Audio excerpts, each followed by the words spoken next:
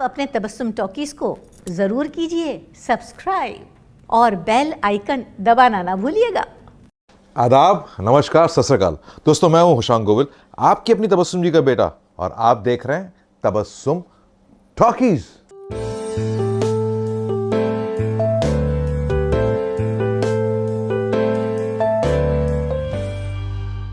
इसका मतलब ये हुआ कि जब से आप कॉलेज गए पलटकर कभी नहीं मिले गौरी से, एक बार भी नहीं मिले गौरी से।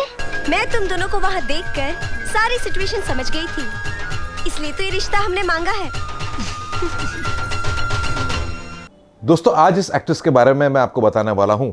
उन्होंने अपने एक्टिंग का करियर 70s के दौर में शुरू किया था गुजराती थिएटर से। उनका कोई फिल्मी बैकग्राउंड नहीं था, लेकिन वक्त और हालात ने उन्हें एक्ट्रेस बना दिया और उन्होंने कई बड़ी फिल्मों में बेहतरीन कैरेक्टर रोल्स निभाए, और वो हैं द वेरी स्वीट, लविंग, चुलबुली Sheela Sharma. Hi, I am miss Lovlina.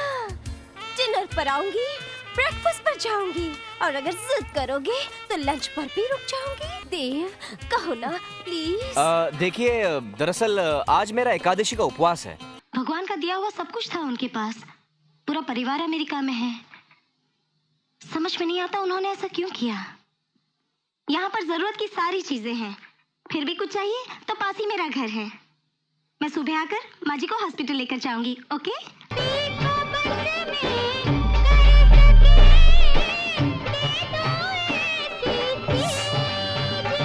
31 अगस्त को पैदा हुई थी शीला जी वलसाड़ में, जो गुजरात में है, एक साउथ इंडियन परिवार में। उनके पिता का नाम था डेविड और नवसारी में उनका एक मोटर मैकेनिक का गैरेज था।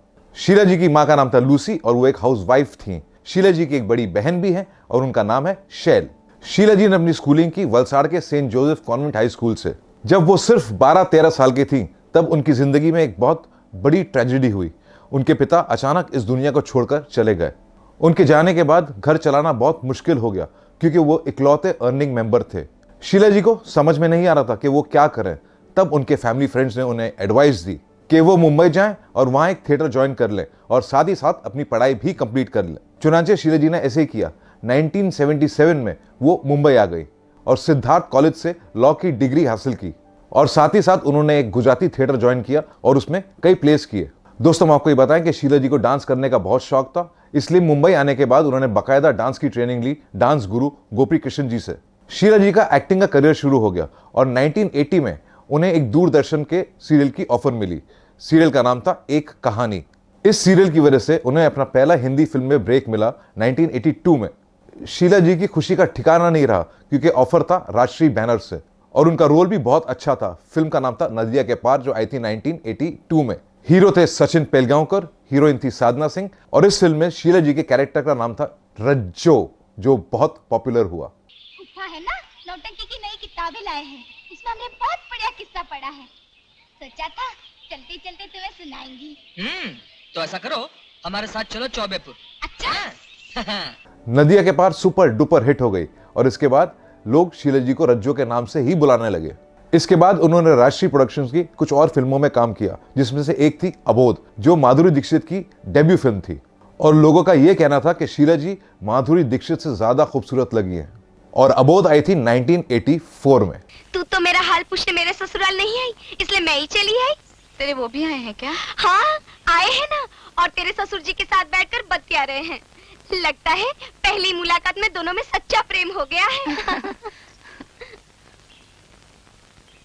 पर गौरी, ये क्या ये क्या हाल बना रखा है तूने अपना? दोस्तों, शीला जी कहती है कि 1988 उनके लिए एक बहुत मुबारक साल साबित हुआ, क्योंकि उसी साल उन्हें बी आर चोपड़ा साहब के मेगा सीरियल महाभारत में एक अहम रोल मिला, देवकी का, जो उन्होंने बखूबी निभाया।